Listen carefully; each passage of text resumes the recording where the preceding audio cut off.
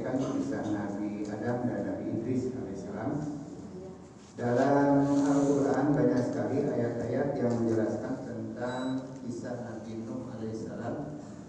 Di antaranya yang sudah kita sampaikan adalah dalam beberapa surat, seperti dalam surat Al-Isra ayat 17, surat Al-Mu'minun ayat 42, surat Furqan ayat 38, Maryam 74. Kemudian ada juga di dalam surat Al-A'raf ayat 59 sampai ayat 64, Yunus ayat 71 sampai ayat 73. Kemudian dalam surat Hud ayat 25 sampai 49, surat Al-Anbiya ayat 76 sampai ayat 77, surat Al-Mu'minun ayat 23 sampai 30, kemudian Asy-Syu'ara ayat 105 sampai ayat 122, Al-Ankabut ayat 14-15, As-Saffat 75 sampai 82, Al-Qamar ayat 9 sampai 17. Kemudian dalam surat Nuh, dalam surat Nuhnya sendiri ada ayat 1 sampai 28, hampir satu surat.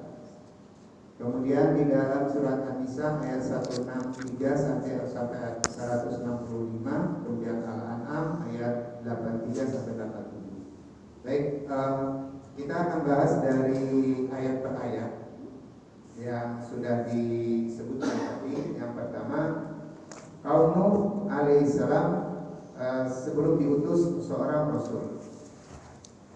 Adapun keadaan Nabi Nuh alaihissalam sebelum Nabi Nuh diutus kepada mereka, menurut Al-Quran dan Al-Hadis berasal adalah seperti yang disebutkan sebelumnya tentang riwayat Imam Bukhari dari Ibnu Abbas, bahwa jarak antara Nabi Adam alaihissalam dengan Nabi Nuh alaihissalam adalah 10 kurun. 10 kurun artinya kalau sekarang mungkin 10 abad gitu ya, 10 abad. Kemudian dan mereka semua berada dalam naungan Islam. Jadi sejak Nabi Adam sampai Nabi Nuh itu semuanya berada dalam naungan agama Islam. Mereka mentauhidkan Allah Subhanahu wa taala. Dan seperti sudah dijelaskan pula bahwa maksud dari kurun tersebut adalah generasi atau masa.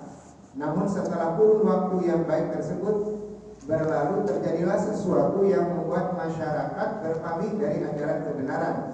Artinya dari tauhid beralih kepada penyembahan berhala. Seperti yang pernah saya singgung bahwa awal mulanya orang menyembah berhala adalah pada zaman Nabi Nuh alaihissalam, di mana awalnya orang itu menghormati orang soleh. Karena berlebih-lebihan menghormati orang soleh, dari mulai menghormati, kemudian tatkala orang soleh itu meninggal, kemudian dibuatlah foto orang soleh, dipasang di tempat ibadah sebagai bentuk penghormatan. Kemudian generasi berikutnya tidak puas kalau hanya foto, dibuatlah patung. Mereka menyembah Allah, tapi dibuatkan patung di situ untuk menghormati orang-orang soleh. Generasi berikutnya mereka menyembah Allah melalui perantara orang-orang soleh. Jadilah manusia pada saat itu menyembah berhala. Sebagaimana disebutkan di dalam Quran bahwa mereka menyembah Tuhan selain Allah itu adalah sebagai perantara untuk mendekatkan diri kepada Allah Subhanahu wa taala. Jadi penyebab terjadinya hal tersebut adalah seperti yang diriwayatkan oleh Bukhari dari Ibnu Zubair, dari Atha, dari Ibnu Abbas radhiyallahu anhu, ketika menafsirkan firman Allah Subhanahu wa taala, dan mereka berkata, jangan sekali-kali kamu meninggalkan penyembahan Tuhan-Tuhan kamu, dan jangan pula sekali-kali kamu meninggalkan penyembahan Wad, dan jangan juga Suwa, dan jangan pula Yaghus. Jadi pada zaman Nabi Nuh itu ada 3 berhala yang paling besar, yang paling dihormati, dan nama-nama berhala ini adalah nama-nama orang soleh. Jadi dulunya adalah orang-orang soleh, kemudian dijadikan berhala-berhala. Yaitu yang pertama ada namanya Wad, ya patung Wad. Yang kedua ada patung Suwa, dan yang ketiga ada patung Yaghus. Kemudian yang keempat ada patung Yakub. Kemudian yang kelima ada Nasr. Nah, jadi Wad, Suwa, Yabus, Yakub, dan Nasr. Ini yang disebutkan di dalam Al-Quran, Tuhan-Tuhan yang disembah selain Allah pada zaman Nabi Nuh alaihissalam. Dan Tuhan-Tuhan yang mereka buat adalah nama-nama orang soleh yang sudah meninggal. Ia berkata, nama-nama itu sebenarnya berasal dari nama orang-orang yang soleh pada zamannya. Namun setelah mereka meninggal dunia, setan membisikkan mereka, setan membisikkan kepada mereka untuk membuat patung-patung di majelis tempat beribadah mereka dan dinamai dengan nama-nama mereka untuk mengingatkan kaum tersebut atas kesalehan mereka. Artinya kesalehan orang-orang soleh yang sudah meninggal tadi ya. Mungkin kalau sekarang ada orang yang memuja itu ya, memuja-muja apa namanya imam mereka gitu ya, pemimpin mereka ya, sampai sekarang masih ada. Lalu mereka pun membuatnya. Meski ketika itu mereka membuatnya bukan untuk disembah, awalnya bukan untuk disembah, untuk menghormati, untuk menghargai jasa-jasa dari orang soleh tersebut. Namun pada akhirnya para pembuat patung itu meninggal, masa mereka pun berlalu dan ilmu tauhid pun telah berangsur-angsur punah, maka patung-patung itu akhirnya dijadikan sebagai Tuhan-Tuhan selain Allah. Nah ini awal-awalnya kenapa manusia itu menyembah patung, itu awal-awalnya. Ibnu Abbas mengatakan berhala-berhala yang disembah oleh kaum Nabi Nuh itu juga disembah oleh orang-orang Arab sesudahnya. Jadi turun-temurun diwariskan kepada generasi berikutnya patung-patung itu untuk disembah. Begitulah riwayat yang disampaikan oleh Ikrimah, Al-Dhahab, Qatadah, dan Muhammad bin Ishaq. Dalam kitab tafsir Ibnu Jarir meriwayatkan dari Ibnu Humaid, dari Mihran, dari Sufyan, dari Musa, dari Muhammad bin Qais.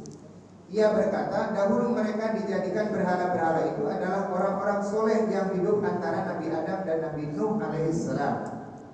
Mereka memiliki pengikut yang setia dan taat. Namun ketika orang-orang soleh itu meninggal, para sahabat yang selalu setia mengikuti mereka berpikir, kalau kita buatkan patung untuk mengingat kesolehan mereka, maka tentu akan lebih memberi semangat kepada kita untuk beribadah kepada Allah Subhanahu wa taala. Maka mereka pun membuat patung orang-orang soleh itu. Namun setelah para sahabat yang setia itu meninggal dunia, datanglah generasi baru yang menggantikan mereka, gitu ya. Maka iblis pun membisiki mereka. Dahulu patung-patung itu disembah oleh nenek moyang kamu katanya untuk meminta hujan. Maka patung-patung itu pun akhirnya disembah oleh generasi berikutnya. Ibnu Abi Hatim meriwayatkan dari Urwah bin Zubair, ia berkata, Wad, Suwa, Ya'bud, Yakub, dan Nasr adalah anak-anak Nabi Adam alaihissalam. Dan Wad adalah yang paling tua dan yang paling berbakti kepada Nabi Adam alaihissalam di antara mereka semua. Dari yang 5 tadi, yang paling taat, yang paling setia kepada Nabi Adam adalah Wad. Ibnu Abi Hatim juga meriwayatkan dari Ahmad bin Mas'ud, dari Hasan bin Musa, dari Yakub, dari Abu Mutahar. Ia berkata, ketika Abu Ja'far sedangkan melakukan sholat, ada beberapa orang yang menyebut nama Yazid bin Muhallam. Lalu setelah Abu Ja'far menyelesaikan sholatnya, ia berkata, apakah kalian membicarakan Yazid bin Muhallam? Ketahuilah bahwa orang itu dibunuh di sebuah tempat yang menjadi tempat pertama kalinya sesuatu yang disembah selain Allah Subhanahu wa taala. Abu Al-Mutahhar melanjutkan, setelah itu Abu Ja'far menyebutkan nama Wad.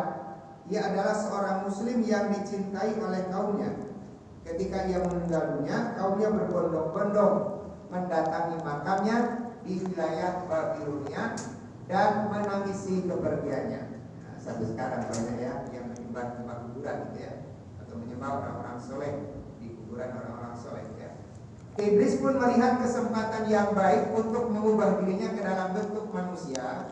Lalu ia berkata, aku sungguh prihatin atas kesedihan kalian setelah ditinggalkan pergi oleh orang ini. Oleh karena itu, apakah kalian bersedia jika aku membuatkan patung seperti dirinya dan diletakkan di tempat kalian berkumpul agar kalian mengingatnya? Ini rujukan iblis kepada pecinta Wad tadi ya, orang yang paling soleh di antara mereka. Mereka menjawab tentu saja. Maka iblis pun membuat patung yang mirip dengan Wad. Setelah selesai patung itu diletakkan di tempat mereka berkumpul hingga dapat mengingat kembali ketaatan dan kesalehan orang yang sudah mati itu. Lalu iblis menawarkan lagi, apakah kalian bersedia jika aku membuatkan patung-patung yang sama untuk diletakkan di rumah kalian masing-masing agar kalian dapat mengingatnya tatkala kalian sedang di rumah? Mereka menjawab, tentu saja. Maka iblis pun membuat sejumlah patung yang sama hingga mereka dapat mengingat orang tersebut tanpa harus keluar rumah, karena mereka memiliki patung yang sama di setiap rumah mereka. Namun patung-patung itu tidak mereka sembah hanya untuk mengingatkan mereka awalnya hanya untuk mengingatkan mereka bahwa ini adalah orang soleh, sehingga dengan mengingat orang soleh dia akan terdorong untuk menjadi orang soleh seperti yang ada di patung tersebut ya. Begitupun dengan anak-anak mereka, semuanya diajarkan untuk berzikir dan taat ya kepada Allah. Akan tetapi setelah mereka meninggal dan anak-anak mereka juga meninggal, maka datanglah generasi yang menganggap patung-patung itu sebagai Tuhan yang mereka sembah selain Allah. Nah, ini asal usul tentang penyembahan berhala menurut beberapa riwayat. Menurut keterangan di atas, maka dapat diambil kesimpulan bahwa Wa adalah Tuhan pertama yang disembah oleh manusia selain Allah, dan ia berbentuk patung yang diberi nama yang sama dengan Wad. Begitu juga dengan patung-patung lainnya seperti yang disembah oleh kelompok manusia setelah sekian lama hanya dijadikan pengingat agar mereka dapat membuat ketaatan yang sama dengan patung orang yang dibuatkan dalam patung-patung tersebut.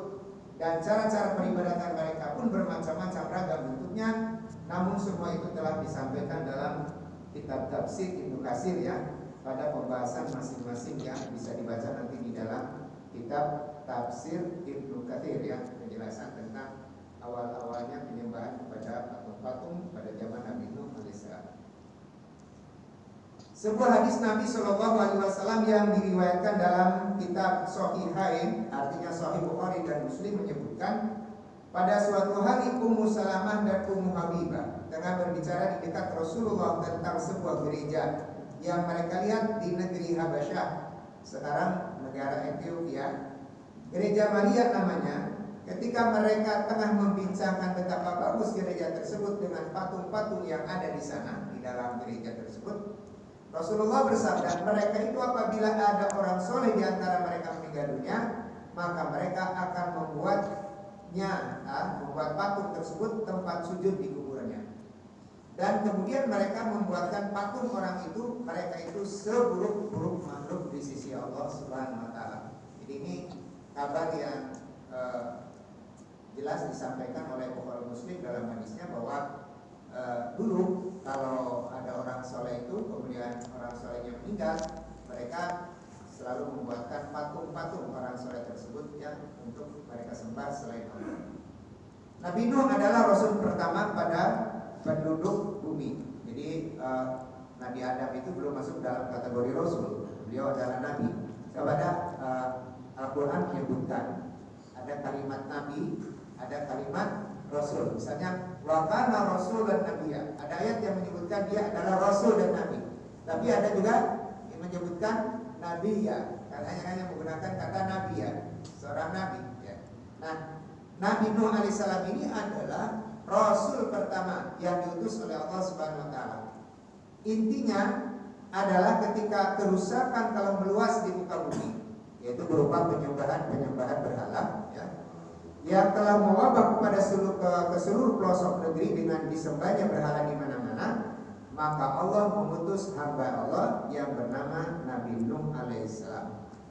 Ia mengajak masyarakat untuk kembali menyembah Allah semata, tidak mempersekutukan Allah, dan melarang mereka untuk menyembah selain Allah. Dan ini adalah merupakan dakwah para rasul semua. Semua dakwah para nabi dan para rasul semuanya mendakwakan untuk mentauhidkan Allah Subhanahu wa Ta'ala. Karena itulah Nuh dikatakan sebagai Rasul pertama yang diutus oleh Allah Subhanahu wa Ta'ala untuk penduduk bumi. Sebagaimana disebutkan dalam kitab Sahihain, kitab Sahih Bukhari dan Muslim, tentang syafaat dari Abu Hayyan, dari Abu Zurrah, dari Amr bin Sarir, dari Abu Hurairah radhiyallahu anhu, dari Nabi sallallahu alaihi wasallam, beliau bersabda, lalu mereka mendatangi Nabi Adam. Ini hadis yang berkaitan dengan syafaat ya. Jadi ketika masyarakat manusia berada di alam mahsyar, kemudian mereka meminta supaya cepat diadili ya, dalam hadis tersebut ya bunyinya, yaitu disebutkan, lalu mereka mendatangi Nabi Adam dan berkata, wahai Adam, engkau adalah bapak manusia. Allah menciptakanmu dengan tangannya, ditiupkan kepadamu roh ciptaannya, memerintahkan para malaikat untuk bersujud kepadamu, dan menganugerahkan dirimu dengan tinggal di surga. Sudikah kiranya kau memintakan syafaat kepada Tuhan untuk kami? Ini bisa ketika nanti masyarakat atau manusia berada di alam mahsyar ya. Kemudian apa jawab Nabi Adam alaihissalam ketika manusia meminta agar Nabi Adam memintakan syafaat kepada Allah Subhanahu wa taala? Tuhanku sungguh telah murka, tidak pernah ada kemurkaan seperti ini sebelumnya, dan tidak akan pernah ada kemurkaan seperti ini selanjutnya. Aku telah dilarang untuk tidak memakan buah dari pohon terlarang, namun aku melanggarnya. Diriku yang seharusnya mendapatkan syafaat. Diriku yang seharusnya mendapatkan syafaat.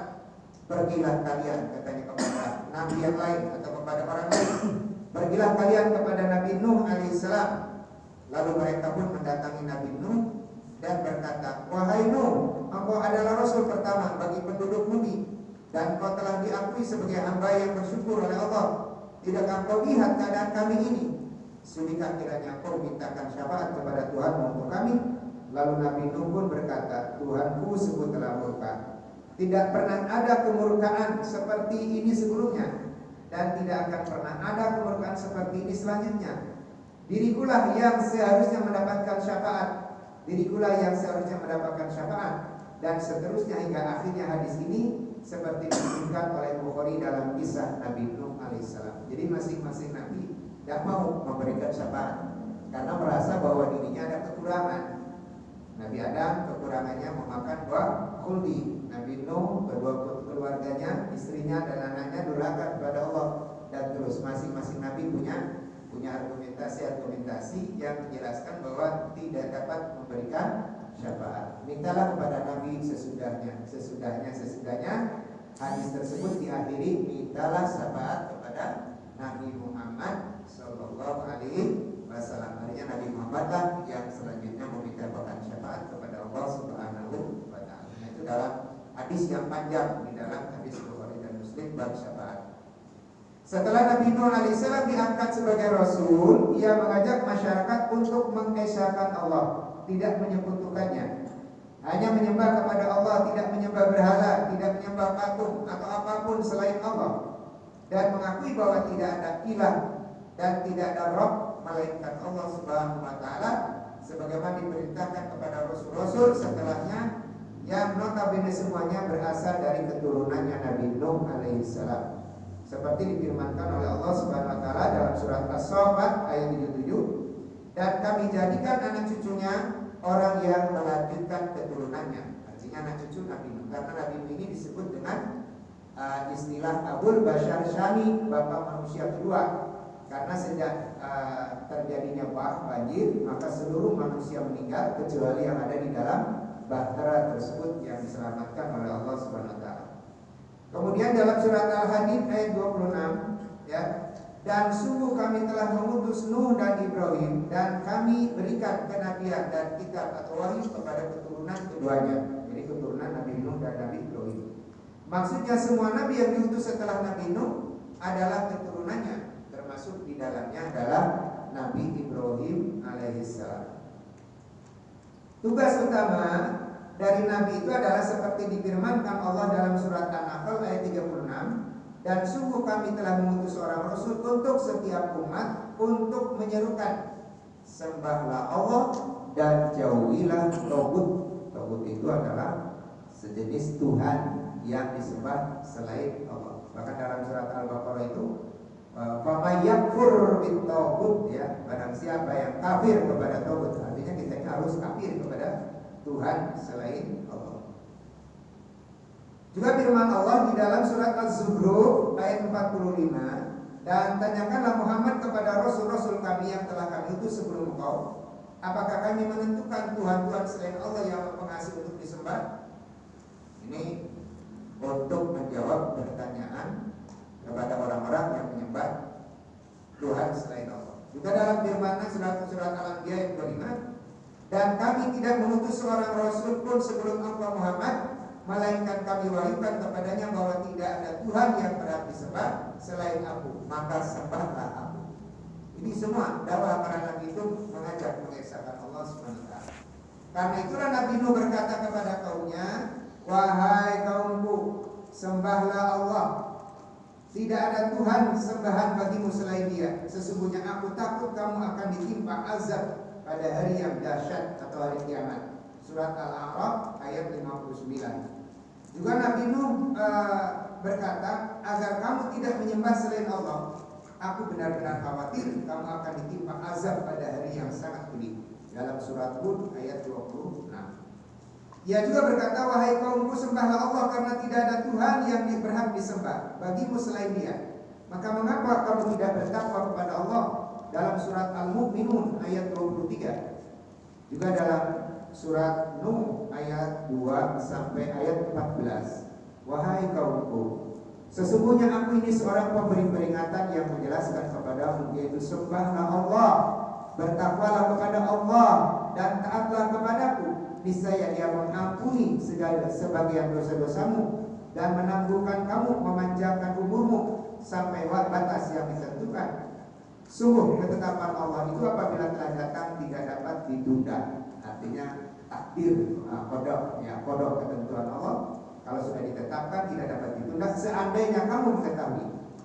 Dan Nuh berkata, ya Tuhanku, sesungguhnya aku telah menyeru kaumku siang dan malam, tetapi seruanku ini tidak menambah iman mereka, justru mereka lari dari kebenaran. Dan sesungguhnya aku setiap kali menyeru mereka untuk beriman agar Engkau mengampuni mereka, mereka memasukkan anak jarinya ke telinganya, artinya menutupi telinganya agar omongan-omongan Nabi Nuh, ajakan Nabi Nuh itu tidak kedengaran. Sama dengan Nabi Muhammad SAW juga waktu di Mekah seperti itu ya. Ada kisah namanya sahabat Tufail, itu ada juga sahabat yang dari Romawi itu ketika mendengarkan dakwah Nabi, mereka menutupi telinganya dengan kapas. Tapi pada akhirnya mereka mendengar juga dengan izin Allah, akhirnya mereka pun masuk Islam.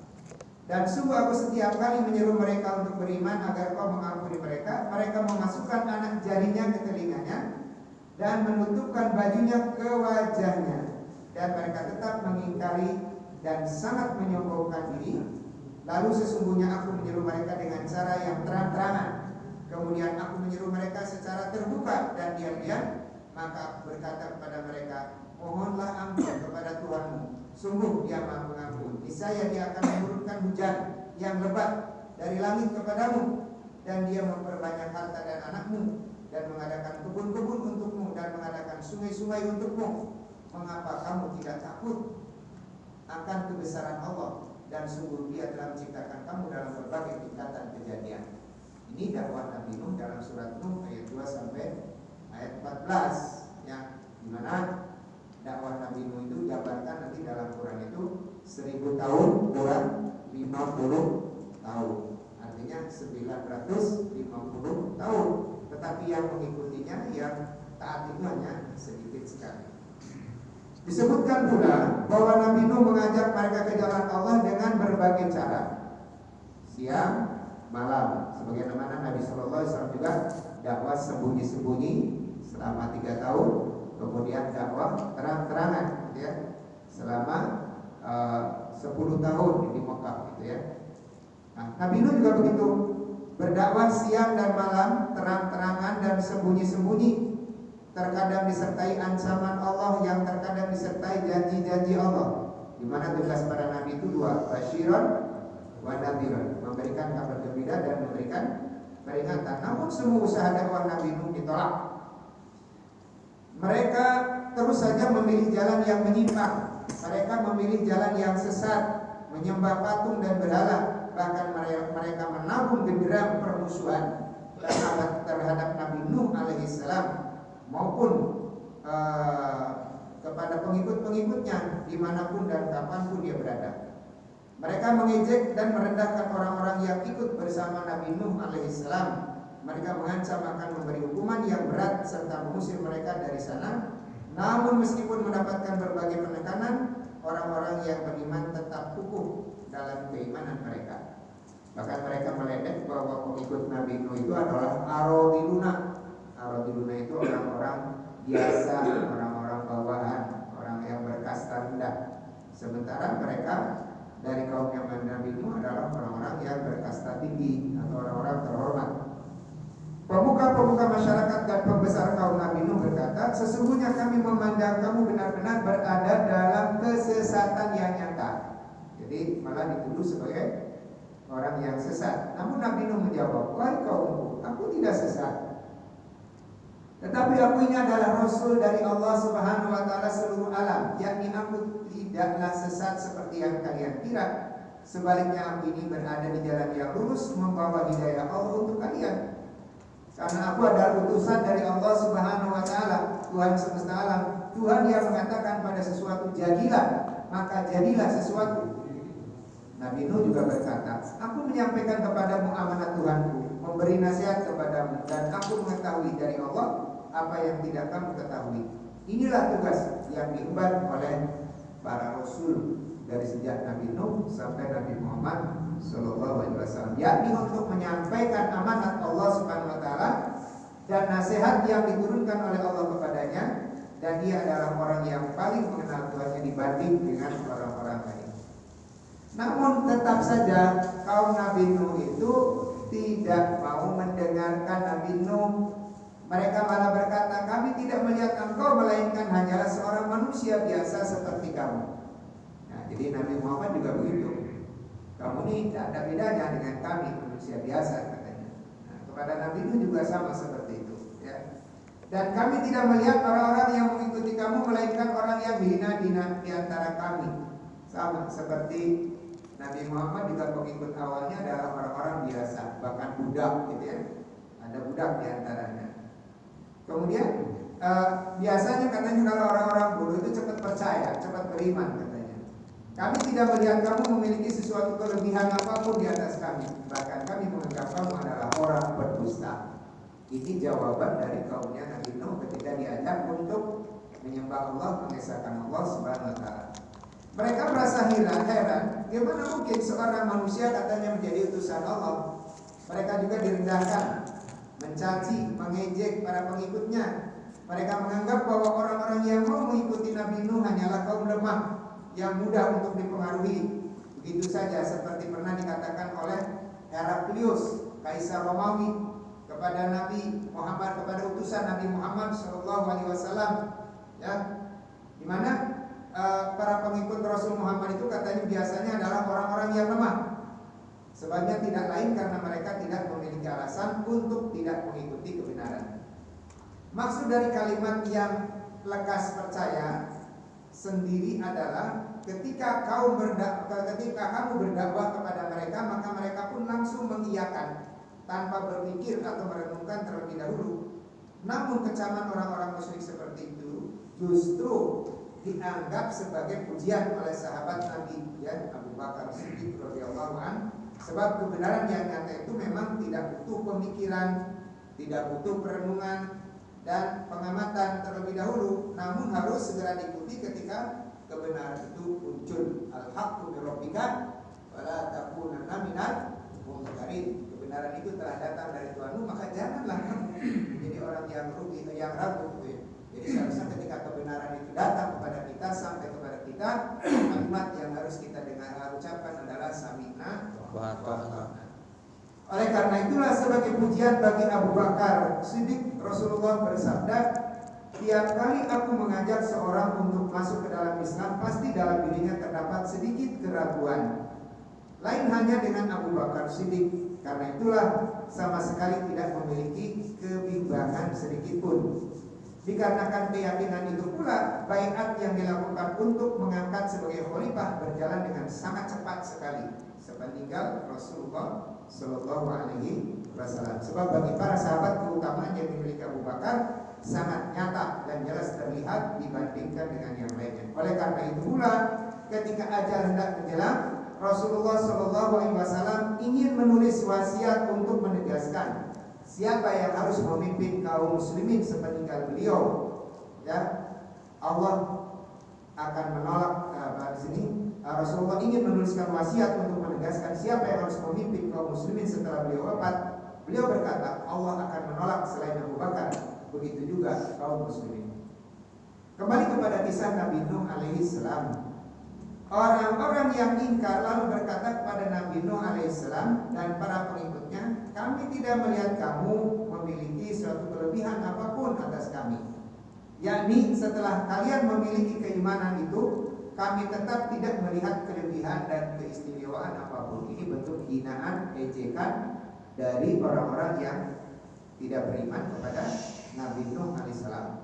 Dibandingkan katanya dengan kami tidak beriman kepada Nuh, tapi kekayaan kami semakin bertambah, ya, kehormatan kami juga semakin tinggi, gitu ya. Bahkan kami menganggap kamu adalah berdusta.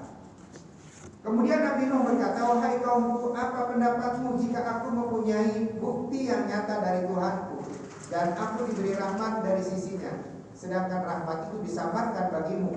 Apa kami akan memaksa kamu untuk menerimanya padahal kamu tidak menyukainya? Ini jawaban Nabi Nuh atas pengingkaran dari kaumnya. Ini merupakan sikap baik yang ditujukan oleh Nabi Nuh alaihissalam kepada mereka.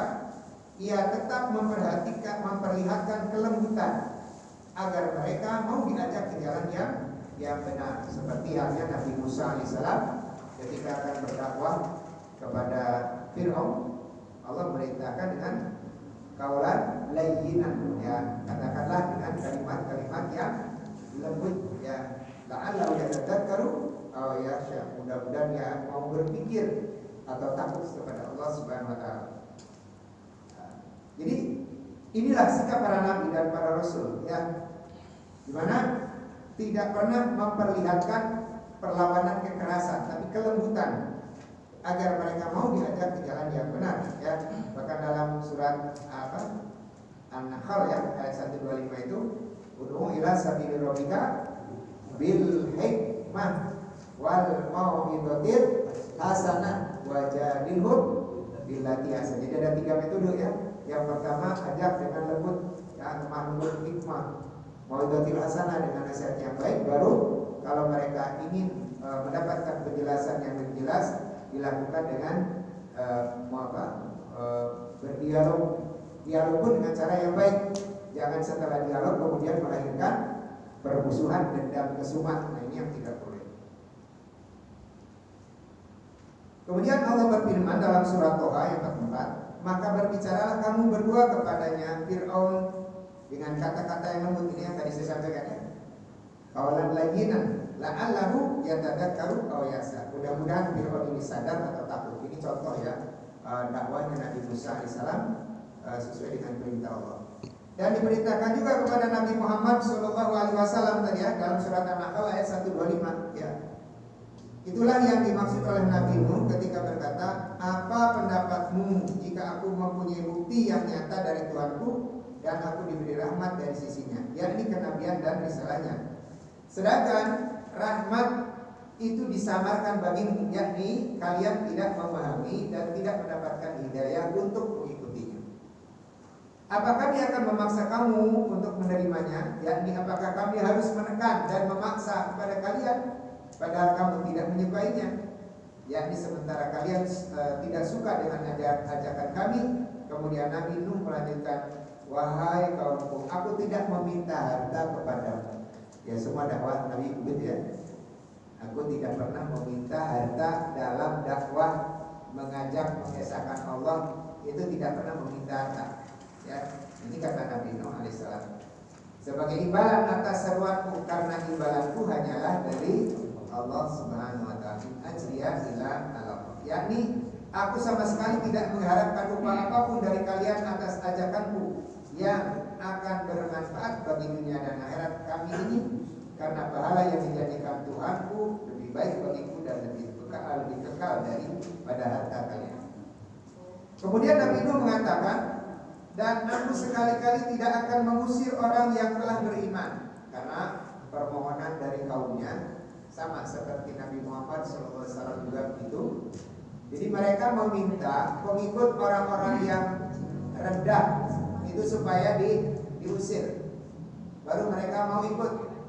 Jadi mereka tidak mau bergabung dalam majelis-majelis yang di situ ada orang rendahan. Nah, sama waktu Nabi Muhammad SAW juga mengajak kepada tokoh-tokoh Quraisy, mereka meminta ini golongannya siapa? Budak-budak atau orang-orang yang kecil itu diusirlah dari majelis engkau wahai Muhammad, kami baru mau duduk bersama kau. Ini juga sama seperti permintaan dari tokoh-tokoh kaum Nabi Nuh alaihissalam, ya. Kemudian Nabi Nuh menjawab atas permintaan mereka, ya, sekali-kali tidak akan mengusir orang yang telah beriman. Sungguh mereka akan bertemu dengan Tuhannya, dan sebaliknya aku memandangmu sebagai kaum yang bodoh. Yakni seolah-olah kaum Nabi Nuh meminta kepadanya untuk mengusir jauh-jauh orang beriman yang mereka anggap rendahan. Dan jika Nabi Nuh bersedia melakukannya, maka mereka berjanji mereka akan mau mendengarkan Nabi Nuh menolak tawaran itu dan berkata, sungguh mereka akan bertemu dengan Tuhannya. Yakni, ya, artinya Nabi Nuh menolak yang permintaan mereka dengan mengatakan, sungguh mereka akan bertemu dengan Tuhannya. Yakni, aku takut apabila aku mengusir mereka, maka mereka akan mengeluhkan perbuatanku kepada Tuhan. Jadi akan mengadukan persoalannya kepada Allah. Wahai Allah, kami karena merasa orang hina, orang yang tidak punya apa-apa, kemudian diusir, tidak boleh mengikuti. Itu yang ditakutkan oleh Nabi Nuh alaihissalam. Nanti orang-orang yang diusir itu mengadu kepada Allah Subhanahu wa taala. Karenanya Nabi Nuh berkata, wahai kaumku, siapakah yang akan menolongku dari azab Allah jika aku mengusir mereka? Tidakkah kamu mengambil pelajaran? Hal itu pula yang menjadi alasan kenapa Rasulullah SAW menolak ketika orang kafir Quraisy meminta beliau untuk mengusir kaum mukminin yang lemah, seperti Ammar bin Yasir, kemudian Suhaib, Bilal, Khabbab, dan lainnya yang mereka bernotabene orang miskin dan bernotabene budak yang bekas budak pilihan, gitu ya. Dengan tegas Allah melarang beliau untuk menuruti permintaan mereka itu, sebagaimana telah dijelaskan dalam kitab tafsir Ibnu Katsir, yaitu dalam surat Al-An'am dan dalam surat Kahfi. Bisa dibaca nanti di rumah tentang kisah ini. Kemudian Nabi Nuh alaihissalam melanjutkan, aku tidak mengatakan kepadamu bahwa aku mempunyai gudang-gudang rezeki dan kekayaan dari Allah. Sama Nabi Muhammad juga mengatakan seperti itu, ya.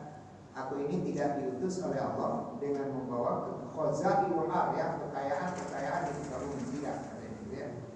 Nah, sama Nabi Nuh juga mengatakan begitu. Kemudian aku juga tidak mengetahui yang gaib. Ya, Nabi Muhammad juga mengatakan seperti itu, dan tidak pula mengatakan bahwa sesungguhnya aku adalah malaikat. Yakni kata Nabi Nuh, aku hanyalah seorang hamba Allah yang diutus oleh Allah kepada kalian. Aku tidak tahu sama sekali ilmu Allah kecuali apa yang telah diajarkan kepadaku, ya. Wa yas'alunaka anir-ruh qulir ruh min amri rabbi wa ma utitu min ilmi illa qalil. Jadi Allah tidak menurunkan ilmu kepada kita kecuali sedikit sekali. Jadi apa yang kita ketahui adalah merupakan ilmu yang diberikan oleh Allah kepada kita.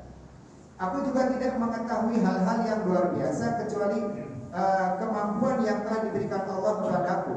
Aku juga tidak dapat mendatangkan manfaat atau mudarat pada diriku sendiri kecuali yang telah dikehendaki oleh Allah Subhanahu wa taala. Sebagaimana firman Allah Subhanahu wa taala, aku tidak juga mengatakan kepada orang-orang yang dipandang hina oleh penglihatanmu, yakni para pengikut Nabi Nuh, bahwa Allah tidak akan memberikan kebaikan kepada mereka.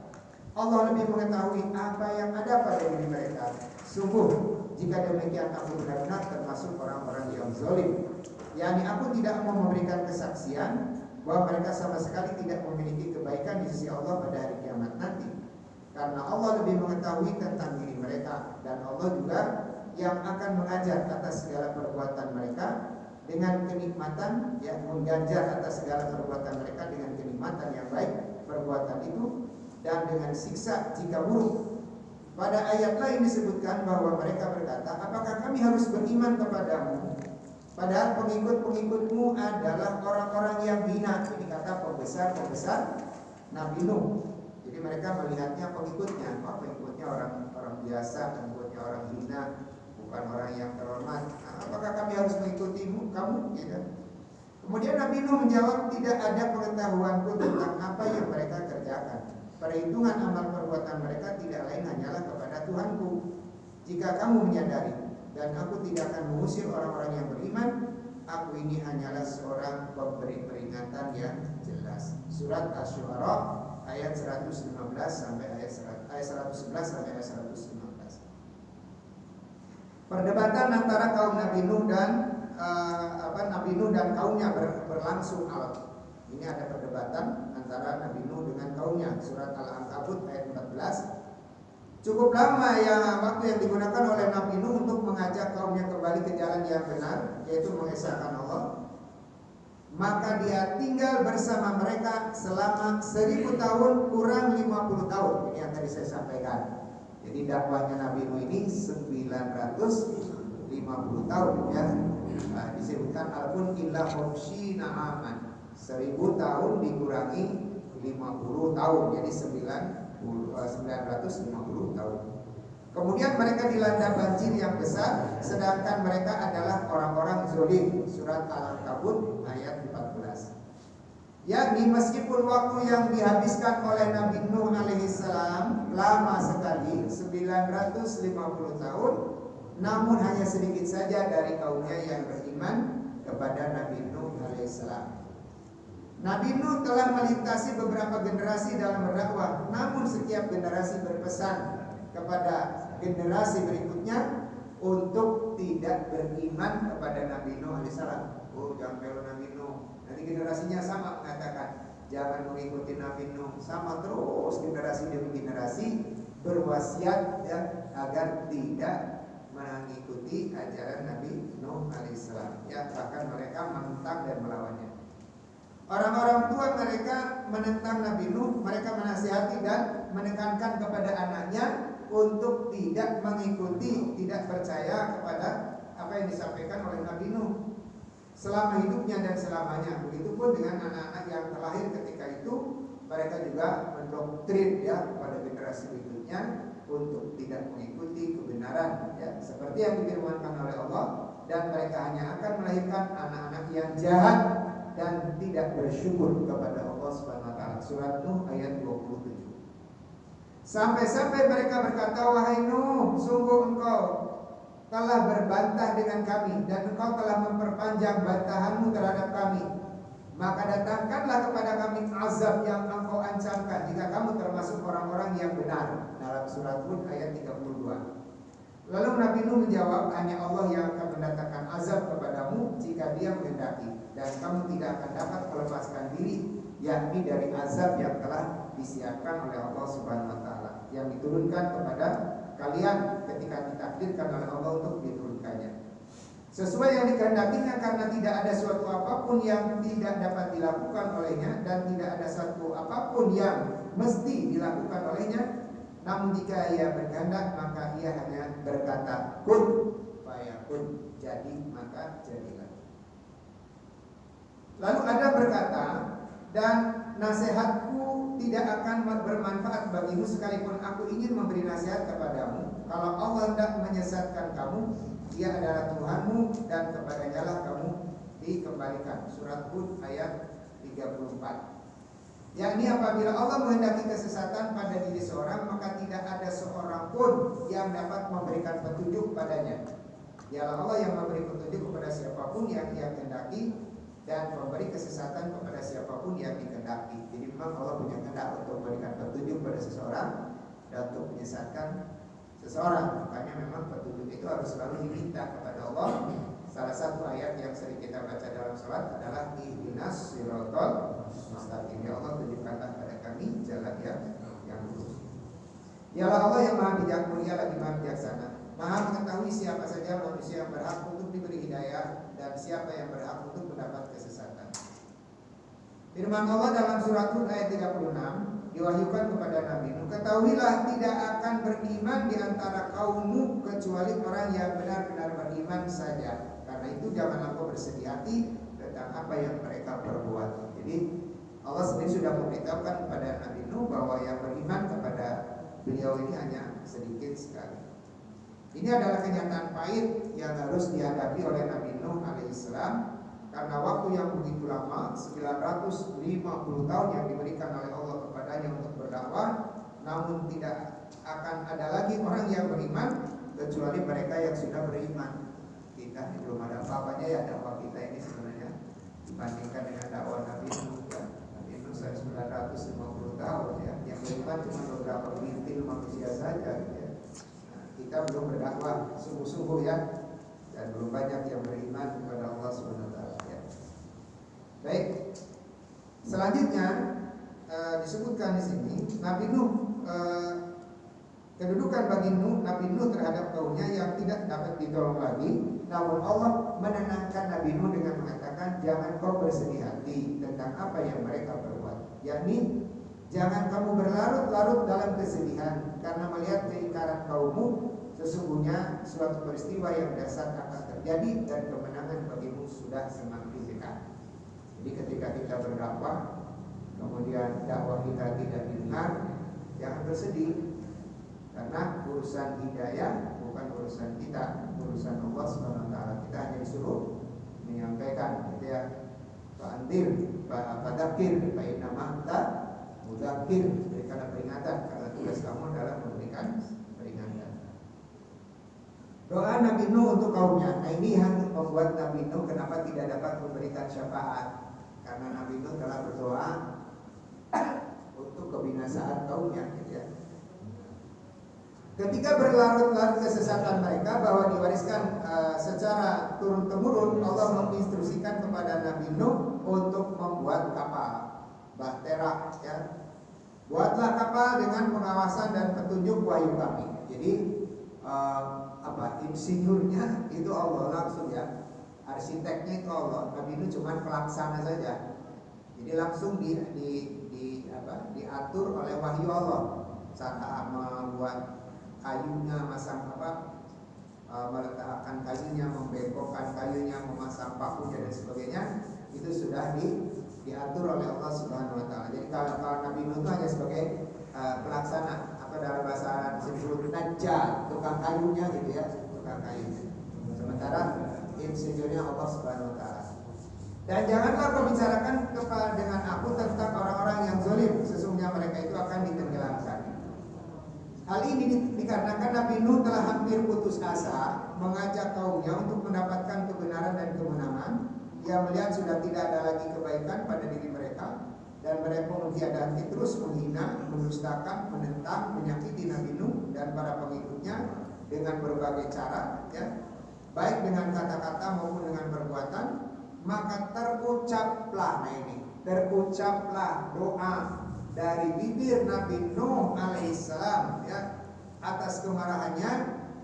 Apa doanya? Dan sungguh Nuh telah berdoa kepada kami, maka sungguh kamilah sebaik-baik yang memperkenankan doa. Kami telah menyelamatkan dia dan pengikutnya dari bencana yang kasar, dari bencana yang besar. Surat As-Saffat ayat 75 sampai ayat 82. Pada ayat lain Allah berfirman, dan ingatlah kisah Nuh sebelum itu ketika dia berdoa, kami perkenankan doanya, lalu kami selamatkan dia bersama pengikutnya dari bencana yang besar. Pada ayat lain Allah menyebutkan, ini surat Al-Anbiya ayat 76, dalam surat Asy-Syu'ara ayat 117 sampai ayat 118, dia Nuh berkata, ya Tuhanku, sesungguhnya kaumku telah mendustakan aku, maka berilah keputusan antara aku dengan mereka, dan selamatkanlah aku dan mereka yang beriman kepadamu. Pada ayat lain Allah berfirman, maka dia Nuh mengadu kepada Tuhannya, sesungguhnya aku telah dikalahkan, maka tolonglah aku. Surat Al-Qamar ayat 10.